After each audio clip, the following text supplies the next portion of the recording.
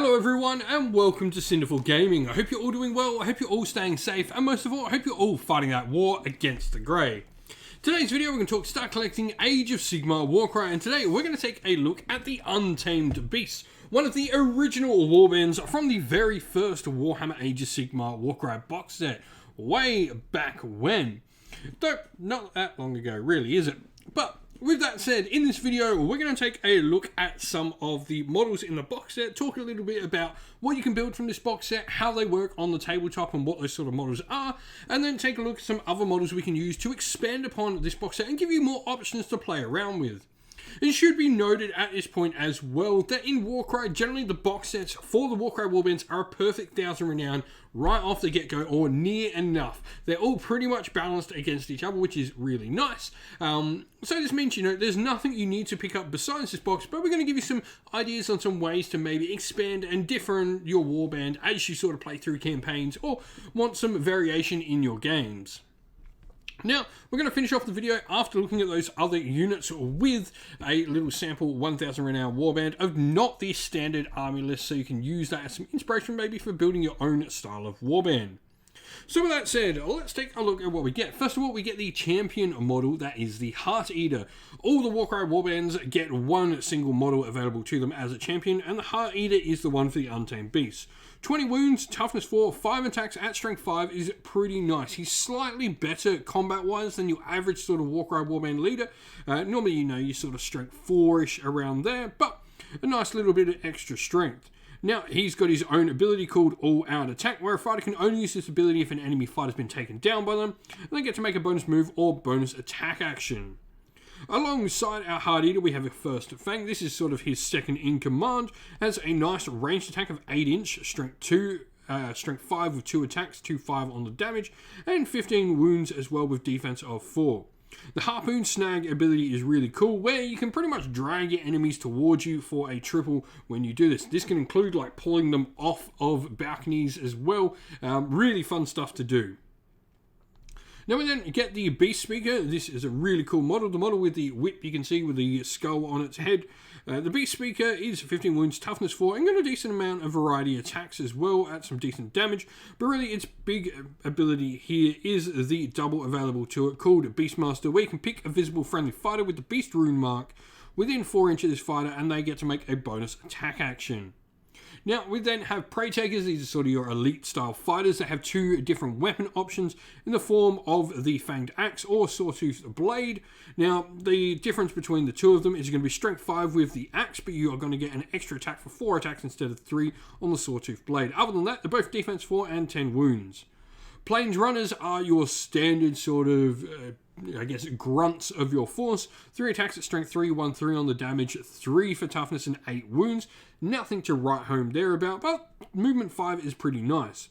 And then lastly, we get a beast in this box set called the Rocktusk Prowler. 20 wounds, toughness 4, 4 attacks at strength 4, 2-5 on the damage, and its own pounce ability where it can deal damage when it moves into enemies after sort of charging them. And so, where can we look to next? First of all, I think another Untamed Beast box set. Always I recommend picking up a second Warband box set, I think, is the first place you should go. This is going to give you access to maybe double Beast Speaker, double Rocktusk Prowler, and also give you options for a second hero that's actually inside your Warband, or maybe going with more grunts in your Warband if you're wanting to swap out, say, the Prey Takers, take more Plains Runners, get more models on the table and more activations, is also another good option available to you. But for me, the Untamed Beasts, where it's really fun to expand upon and look at them, is certainly in the Thralls of Chaos, looking at the other beasts you can bring in. The first one to talk about, I think, is the Raptorix. These are a Warcraft-specific beast, and they're pretty fun to use. Their big ability is Crazed Flock, where until the end of this fighter's activation, for each other friendly fighter within 3 inch that has the same rune marks as this fighter, you're going to add 1 to your attacks and strength characteristic of melee attack actions made by this fighter. This can be pretty cool if you've got, another one nearby. You're going to get up to a nice strength of 5 with 4 attacks. 12 wounds, defense 4. There's nothing too much to write home about there otherwise, but they're going to be really nice. You can take 3 Thralls, so you could certainly go with 3 of these in your Warband for a really nice way to sort of add some extra pieces to you.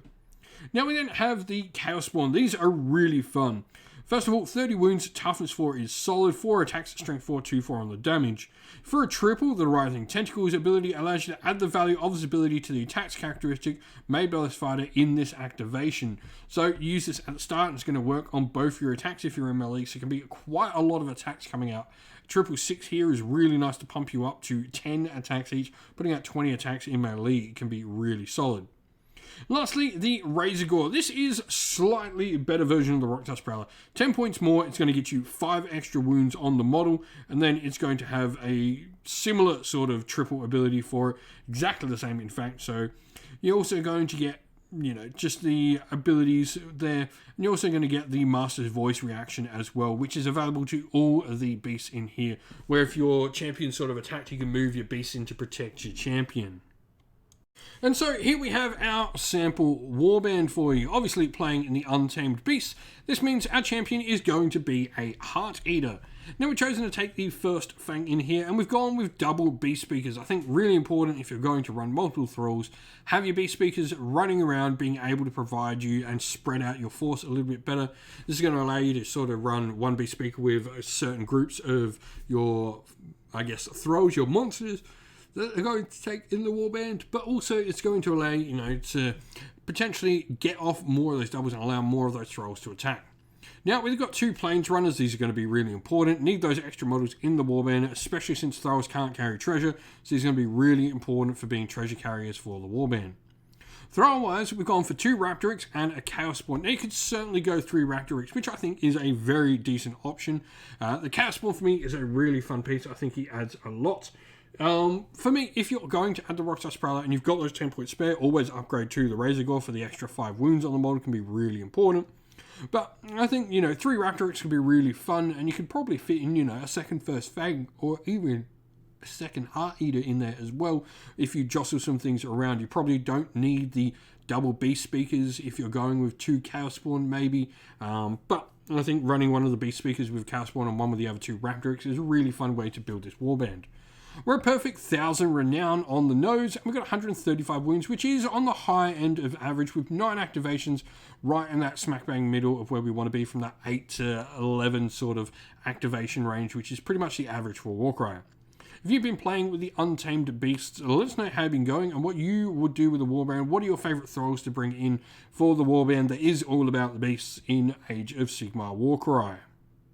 And so that is the end of the video. Thank you all for watching. We hope you enjoyed the video. If you did, please don't forget to leave a like and subscribe to the channel if you haven't already, and drop us a comment down below letting us know what you thought about the video. If you'd like to come chat more with me and other members of our little community here, you can do so over on the Sinful Gaming Discord server, which is linked down in the video's description. Also, if you'd like to help support the channel, you can do so either by joining Patreon or YouTube members, or grabbing some merch from our Teespring or Ko-fi stores, all of which are linked down in the video's description. Anyone who helps support the channel, we are greatly appreciative of. For our Patreon and YouTube members, we'd like to give you all a shout out for everyone who does support the channel. So thank you to our Patreon members: Christian Weir, Soren, Kenny Love, Outer and Shot First, Andrew Bowen, Nathan Fee, The Rising Ape, Q Dynamic, Anthony B, JJ Austrian, Average Wargamer, Domir, Mark Harvey, James Cater, Bloobs, Benjamin Swallows, Redman, and DeHaven, Kevin Bowman, Iron Grinch, and our YouTube members: Greenridge Gaming, Kenton Young, Ronya, Lockdoric, the Johnny84, David Ellsworth, Wolfric Nick, Broken Chef, Ariana Edwards, Revenar, Pink Nico Fire, Robin Mankiller, Monty's Tabletop Terrain, John Castle, Davis Weir, and James South. Lastly, a special shout out to Lady Witchfox Art, who does all the amazing artwork you see on the channel. Thank you so much for all the work you put in on that end. With that said, everyone, don't forget to like and subscribe. Once again, stay safe, stay well, and most of all, keep fighting that war against the Grey. Ciao for now.